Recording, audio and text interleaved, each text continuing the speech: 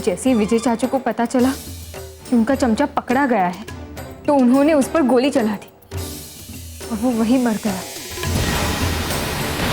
और दरअसल ये हमला विजय जी ने नहीं, इन्होंने खुद अपने आप पे करवाया था। What?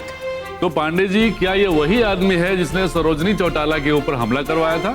जी हाँ, वो हमला इन्होंने ही करवाया था। अरे झूठ बोल रहा है ये, बिक गया है ये आदमी। फिर क्या किया आपने? क्योंकि ये बहुत ही अहम सबूत था, इसलिए मैंने इसे पांडे जी को सौंप दिया था। क्या वो सबूत आपने सिर्फ पांडे जी को ही दिया था? क्योंकि मुझे पांडे जी पे शुरू से ही शक रहा है, इसलिए मैंने इसकी एक सीडी बना के एसपी प्रताप जी को भी सौंप दी थी, ताकि विजय बचने न पाए। थैंक यू सुशील जी, अब जा सकते हैं। Your honour, that's all from my side. मुझे नहीं लगता कि इस अदालत को कुछ और गवाह या सबूत की जरूरत अब रह गई। जी हाँ मिस्टर भल्ला, जरूरत है, क्योंकि ये सबूत नाकाफी हैं। मिस्टर आनंद, सबूत तो हमारे पास इतने हैं कि अगर सारे के सारे सबूत हम इस अदालत में लेकर आ गए फिर आपके क्लाइंट ये जन्म के अगले जन्म भी बाहर नहीं आ पाएंगे। वैसे आप हमारे पुराने दोस्त हैं, आपकी इज्जत करता हूं मैं, इसीलिए आपकी बात को ठुकराऊंगा नहीं। माय लॉर्ड, अब मैं गवाह के रूप में मिस्टर विजय चौटाला जी की पत्नी शांता जी को कटघरे में बुलाना चाहता हूं।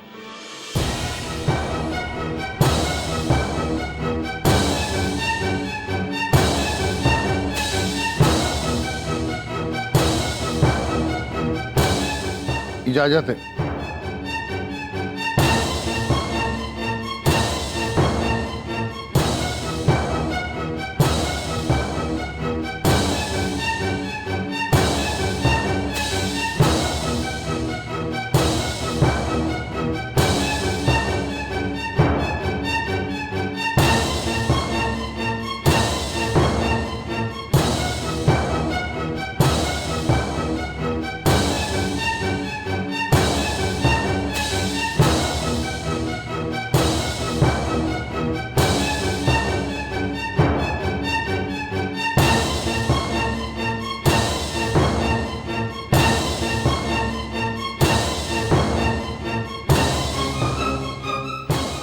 कहूंगी सच कहूंगी, सच के सिवा कुछ ना कहूंगी।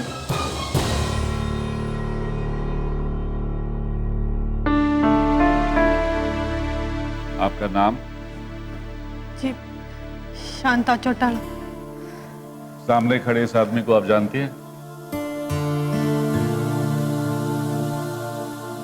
जी। आपने तो इनके साथ जीवन गुजारा है। आप इस अदालत को बताएंगी कि ये किस तरह के आदमी हैं?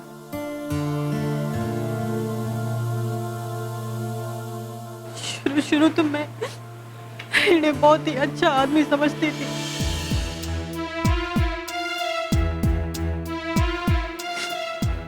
पर जैसे जैसे वक्त बीतने लगा इनका असली रंग हमारे सामने आने लगा।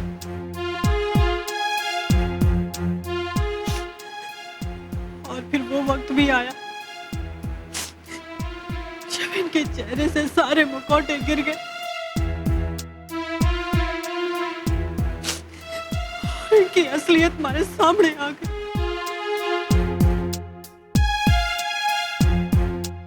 असलियत से आपका क्या मतलब है? जरा खुल के बोलेंगी आप? असलियत से हमारा मतलब है कि इनके सारे गलत कामों के बारे में हमारे को पता चलने लगा। जैसे? जैसे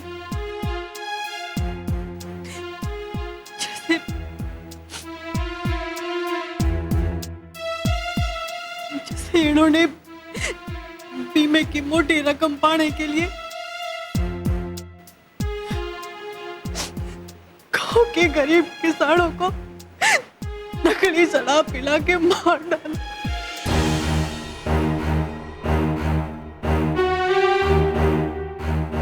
और फिर क्या हुआ?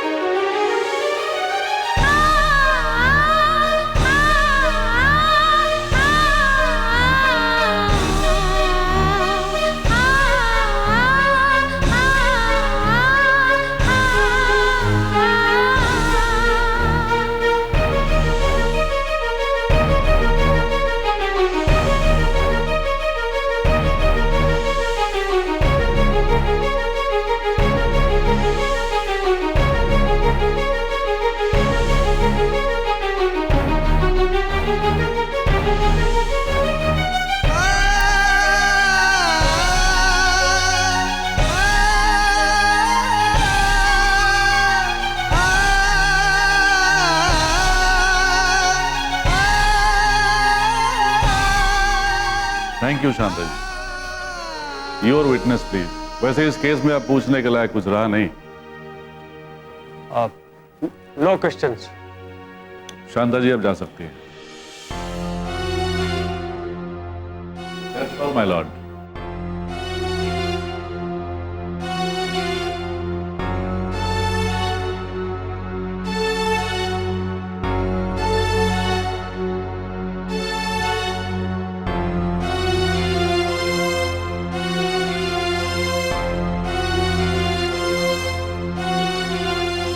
शांता जी की गवाही ने दूध का दूध और पानी का पानी कर दिया।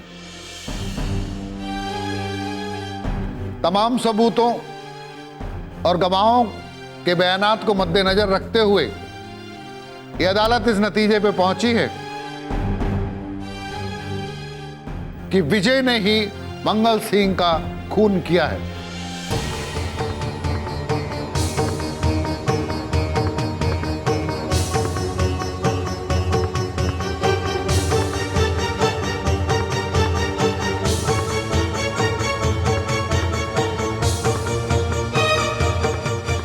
यह अदालत विजय चौटाला को आईपीसी की धारा 302 के तहत उम्र कैद की सजा सुनाती है।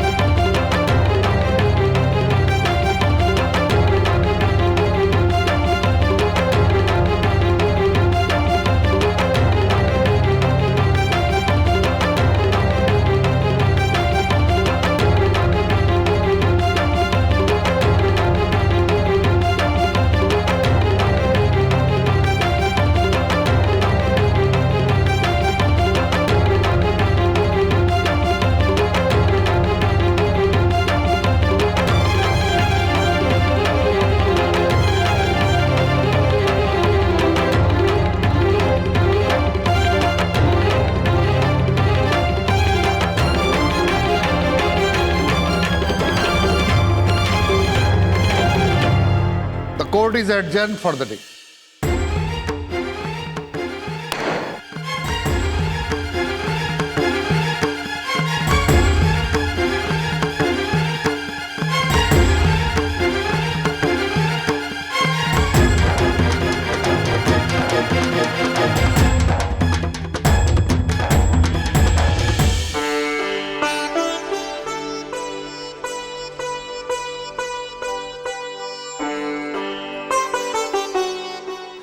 चलो नीलम, टैक्सी आ गई है, चलो। देखो ना, हमारे से तो ताला भी ना लग रहा। हमने लगाना भी ना है ताला इधर तो।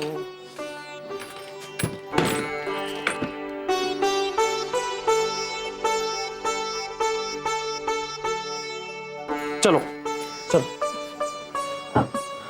अच्छा वो डॉक्टर की पर्ची ले ली ना? हाँ ले ली। चलो। अच्छा कुछ रह तो ना गया ना? अरे कुछ ना रहा। सुनो ना, मैंने ना आपसे एक बात करनी है। अरे पहले सोनोग्राफी हो जाए, बात बाद में कर लेंगे। चलो अभी। अरे अभी बात करनी है मैंने। नीलम ऐसी कौन सी बात है? अच्छा जल्दी बताओ। हमारे को ना बहुत डर लग रहा है, बड़ी नर्वस हो रही हूँ मैं। अरे भाई सोनोग्राफी है, कोई ऑपरेशन ना है, डरने की कोई बात ना है इसमें। चलो फटाफट। वो तो ठीक है, पर हमारे को लग रहा है कि पता नहीं अंदर बच्चा ठीक होगा या ना। अरे नीलम तो बिल्कुल चिंता ना कर, बच्चा एकदम स्वस्थ है। अच्छा, आपको कैसे पता? अब मुझे कैसे ना पता होगा? तो अच्छा खाना खाती है, अपनी सेहत का ख्याल रखती है, और कुछ ज्यादा काम तो मैं तने करने नहीं देता।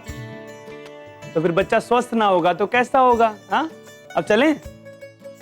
हाँ ये सब तो मैं जानती हूँ, लेकिन पता नहीं क्यों एक ना बेचैनी सी हो रही है। अरे नीलम, तन्ने बेचैनी किस लिए हो रही है? बेचैनी तो उन लोगों को होनी चाहिए जो सोनोग्राफी लिंग परीक्षण के लिए करते हैं और लड़की होने पर भ्रूण हत्या करवा देते हैं। तो मैं तो कहता हूं ऐसे माँ बाप के यहाँ संतान ही ना होनी चाहिए और ऐसे डॉक्टर को डिग्री ना मिलनी चाहिए। जो सिर्फ पैसों की खातिर ऐसा घृणित काम करते हैं।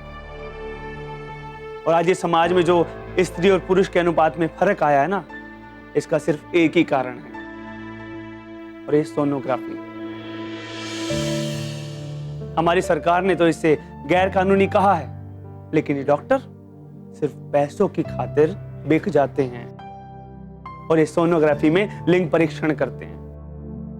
अरे हमारी समझ में तो ये नहीं आता कि डॉक्टर ही क्यों बनते हैं। जब इनको पैसे के लिए इतना काम करना होता है तो कुछ और काम कर लें, क्योंकि हमारे समाज में डॉक्टर में तने भी बेरा है, डॉक्टर को भगवान माना गया है। लेकिन ये लोग सिर्फ पैसे की खातिर कुछ भी कर जाते हैं। अरे ऐसे लोगों को तो चौराहे पे खड़ा करके गोली से उड़ा देना चाहिए। बात तो आप ना बिल्कुल ठीक कह रहे हो। सोनोग्राफी ना बच्चे का स्वास्थ्य देखने के लिए होती है, ना कि ये देखने के लिए कि लड़का है कि लड़की। सच कहूं, आपके मुंह से बात सुन के ना हमारे को तो बहुत तसल्ली हो गई है कि कम से कम आपकी सोच तो ऐसी ना है,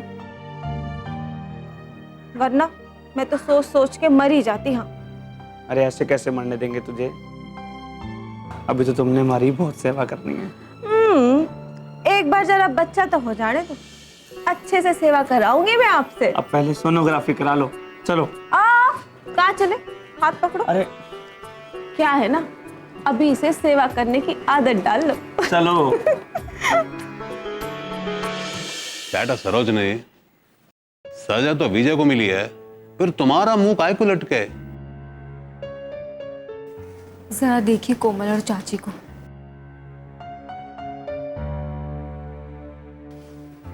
आपको क्या लगता है अप्पा,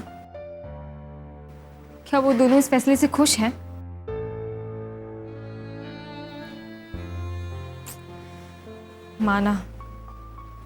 माना कि विजय चाचू बहुत बुरे इंसान हैं।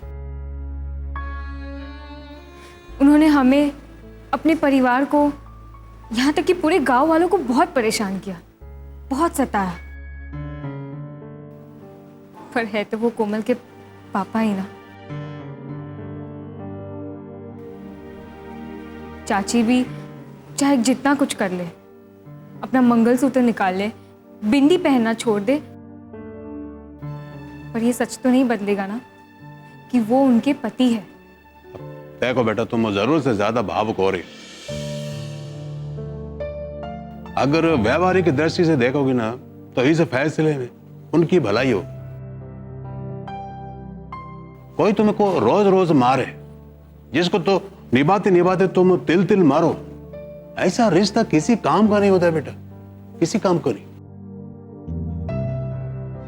मैंने ऐसा बाप नहीं देखा जो अपनी बेटी को मरवाना चाहता हो। तो कोमल का किस्मत अच्छा था जो वो बच गई। मैं तो कहता हूं जो हुआ अच्छा हुआ। तुम क्या बोलते सचिन?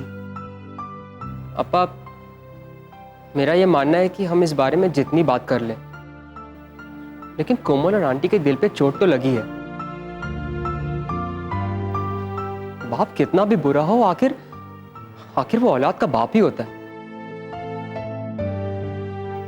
अप्पा, इस डिसीजन से बाहर आने के लिए उन्हें काफी वक्त लग सकता है। अब मैं जानता हूं कि वो लोग भी इस बारे में बात कर रहे होंगे, बट उससे कुछ फर्क नहीं पड़ने वाला। अगर किसी के परिवार में कोई बुजुर्ग होता है तो सब जानते हैं कि वो बस कुछ दिनों का मेहमान है, लेकिन उनके मरने के बाद भी दुख तो होता ही है ना। देखो बेटा, मैं तो एक बात मानते हैं, ऐसा लोग ना सिर्फ अपने ही घर का नहीं, पूरा समाज का दुश्मन होता है। मैं तो कहता हूं ये उम्र कैद बहुत छोटा है ऐसे लोगों के लिए। और अभी भी क्या भरोसा है ऐसे आदमी का? वो कहावत है ना कि जाट मरा तब जानिए तब उसका 13वीं हो जाए। हमने एक और पड़ाव तय कर लिया है सुशील जी, और जिस तरीके के नतीजे आ रहे हैं हमारे हक में, मुझे लगता है कि अब विजय बच नहीं पाएगा। लगता तो मणे भी ऐसा ही है। प्रताप जी, आपसे एक बात पूछनी थी। जी। ये अच्छे चाल चलन की वजह से उम्र कैद में कुछ ढील नहीं दी जा सकती? मिलती तो है, लेकिन आपके भाई को नहीं मिलेगी। क्यों? सुशील जी, जवाब आप अच्छे तरीके से जानते हैं। आप अपने भाई के चाल चलन को मुझसे बेहतर समझते हैं।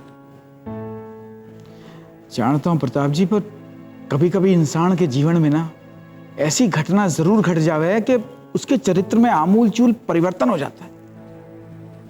नहीं सुशील जी, एक बार पत्थर पे गुलाब उग सकता है।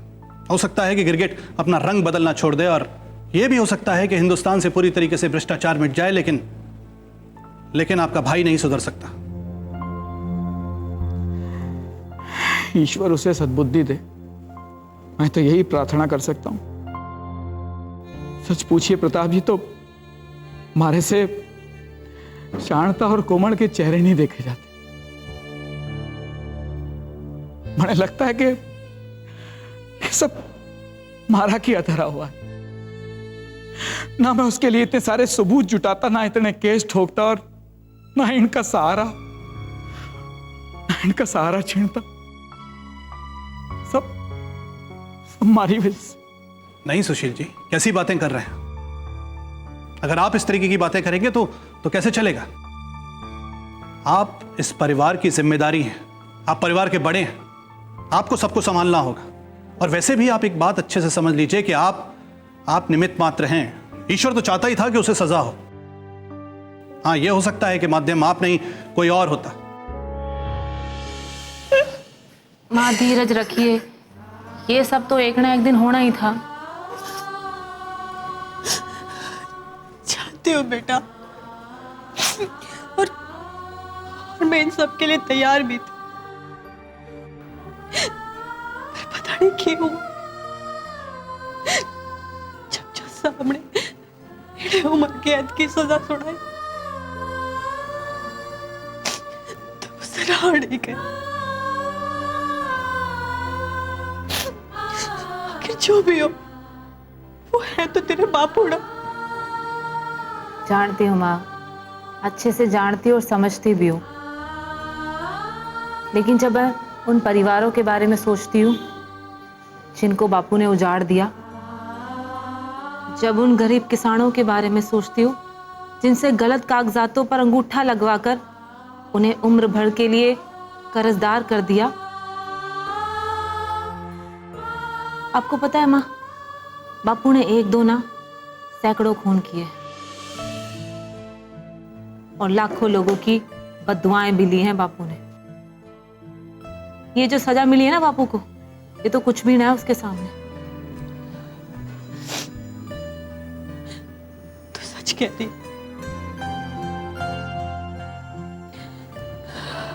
मैं फिर से भाव को भी थी।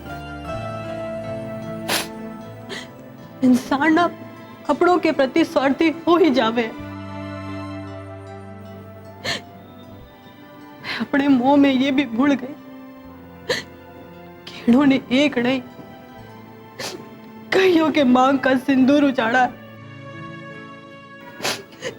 कितनी ही माओं की गोद सुन की है।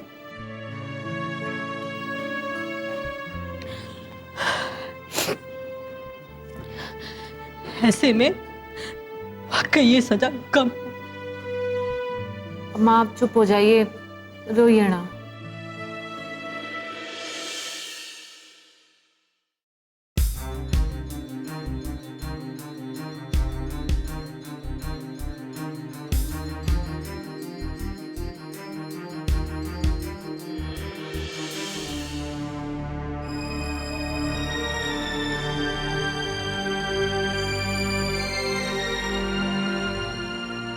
इन्हें बहुत ही अच्छा आदमी समझती थी, पर जैसे जैसे वक्त बीतने लगा खास हमारे सामने आने लगा।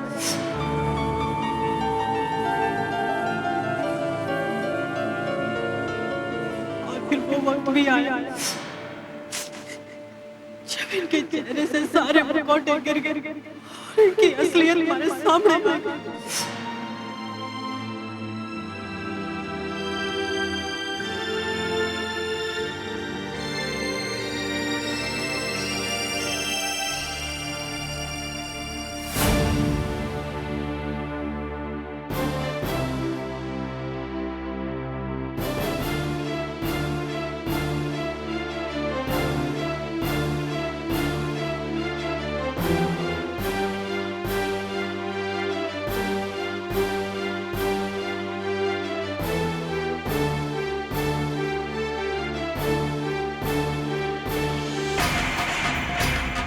Hey, hey!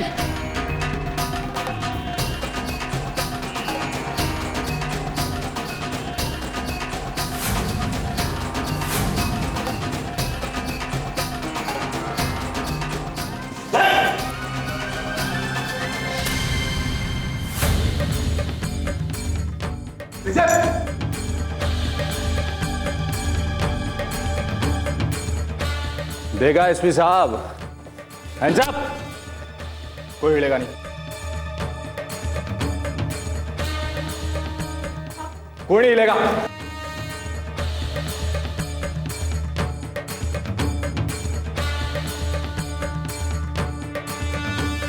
देखा एसपी साहब, विजय में आज भी कितना दम है। अरे पड़क झपकते ही आपकी बंदूक हमारे हाथ में आ गई। अगर मैं चाहूं ना तो यहीं निपटा दूं आपको, पर नहीं,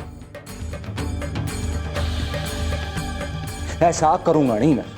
विजय ने आज तक वही चीज की है जो लोगों ने कभी सोची नहीं।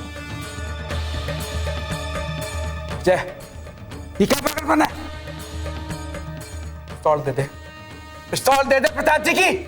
अरे भाई साहब, कभी तो अपने छोटे भाई का साथ दीजिए आप।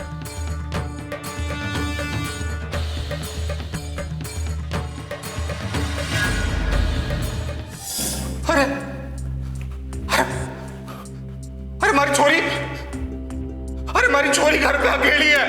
अरे हमारी छोरी घर पे अकेली है। अरे वहां की मां आया, वहां की मां मर गई है। रे कैसे बताऊं मैं, वहां की मां मर गई है। वहां की मां भी मैं हूं और बाप भी मैं हूं। अरे जान दो बड़े। अरे हमारी छोरी ना बचेगी, हमारी छोरी ना बचेगा।